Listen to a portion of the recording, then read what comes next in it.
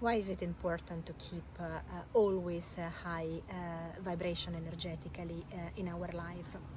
This is a topic that have always been essential, I would say, basic element in life, in spirituality, but it became a little bit more popular. I remember during the COVID time 4 years ago, when it started to circulate in images that were coming via messages to remember and remind people that if you were able to keep your vibration high, to think in a positive way, then you would have been less likely at risk of having your immune system low, and as a consequence to get COVID. So this is something that it was done in a very, very light way as a joke, but at the end of the day there is an element of truth in what was circulating. So having a high vibration is essential for an immense amount of reasons, and it's not easy. It's not easy because we live lives where there are difficulties, where there is a lot of stress. We are human beings, so we have our moments. We are not in the right archetypes, and so having a constant flow of positive thoughts and behavior, it can be quite challenging in our life. But how do we do that from a practical point of view? It can be done in a variety of ways, starting on a very, very, very basic level. Sometimes when we are in low mood, just by simply listening to music that have a high rhythm, a vibration that is able to cheer ourselves up and put ourselves in a good mood, that can be always a good start. It can always be a way to recharge, to give us motivation, to give us the charge in the morning when we are sleepy, when we are tired, when we need to face an interview, when we need to face an application, when we need to face a huge amount of hours, and when we need to face a difficult conversation with someone. So just putting some nice, vibrant music,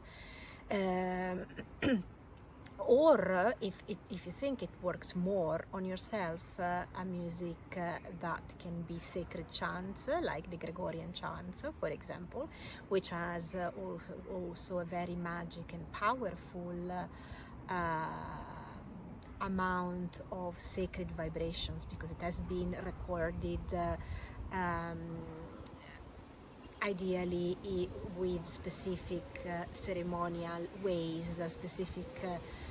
rituals, or just simply devotion to the divine as a purpose of playing that music. But it can also be any sort of music that has still a very good rhythm,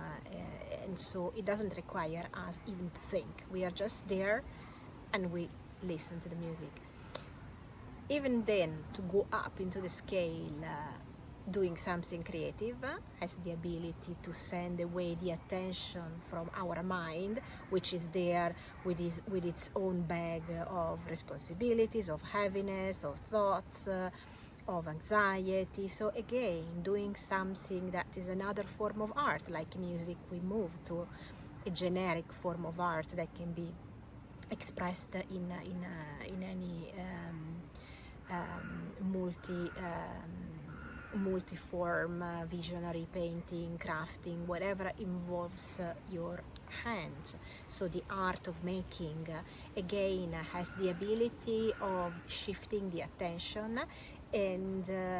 we don't think about all the worries that we have in our life, and so in a very natural way, our vibration will go up.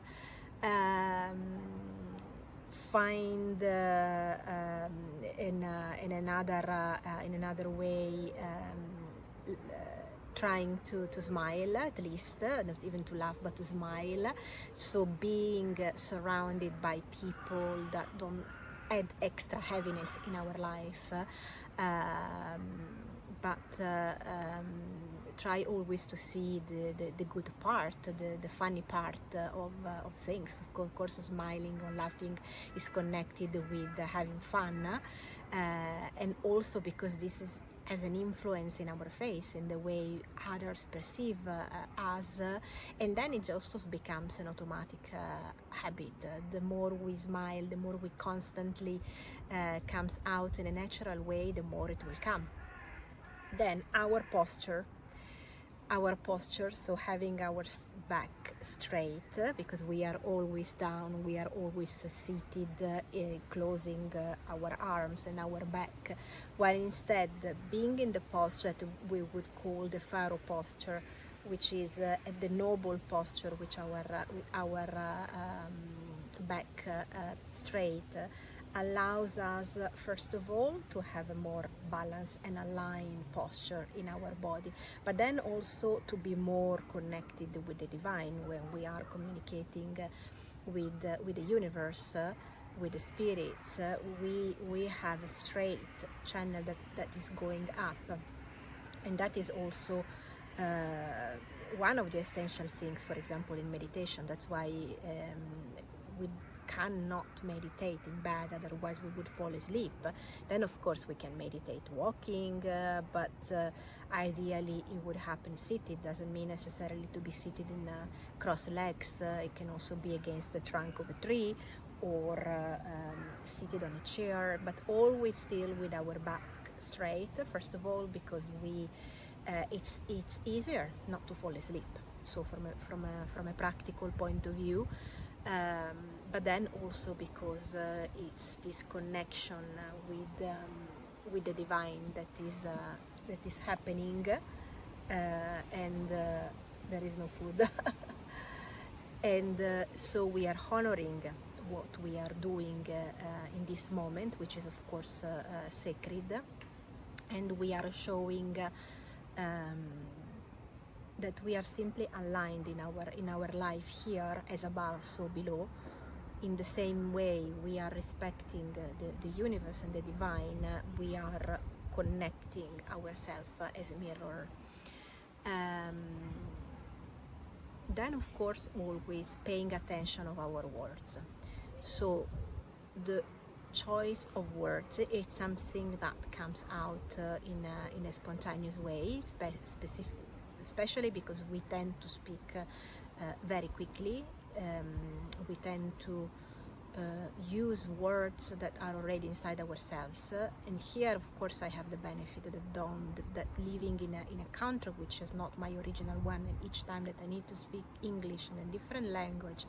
and it's not my native one, forces me to slow down, not even to think about the words, because of course when you are living in a country for many years, words come out in a spontaneous way, in a flow. But I have to admit that in my own native language I would speak like a very quick train compared to like when I'm speaking like for example in the moment, and I would be like a more relaxed bicycle. It still requires my brain to interact and do an unconscious choice of words, and sometimes bouncing back because I cannot find the right words that I would merely use in Italian, and so it forces me to slow down, which is good because I'm always a person that for different reasons tend to be very very quick in doing things, very quick thinking, very much involved in million of things that I like, projects that I like creating, and all the things that of course when you are running businesses on your own you need to do. So choosing the right words, which is also very much shamanic, because it's the art of storytelling, also because the way we narrate our reality has an influence in the way we present ourselves to other people. And the choice of words, the words have a vibration, and so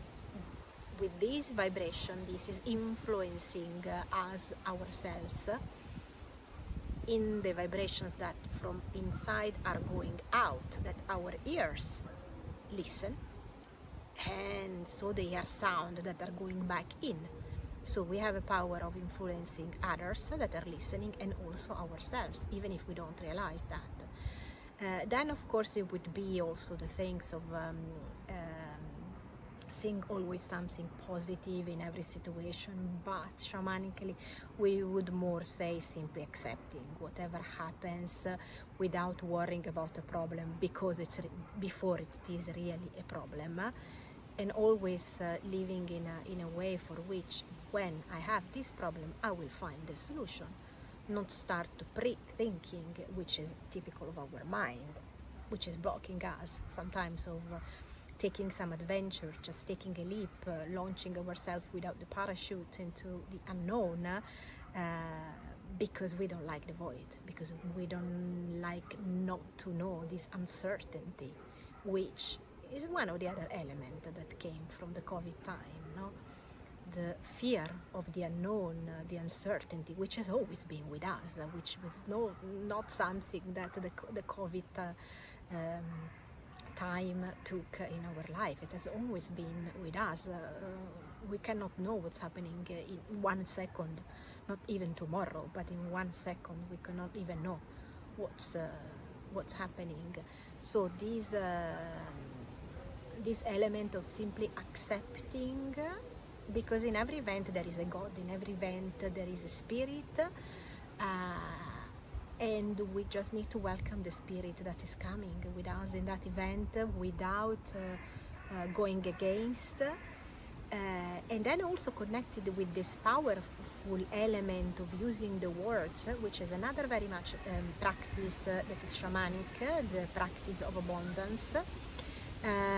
It is already speaking, especially when we want something to happen, speaking already as if this has already happened. So we are already speaking about something which is already present here in our life, even if it's about to happen.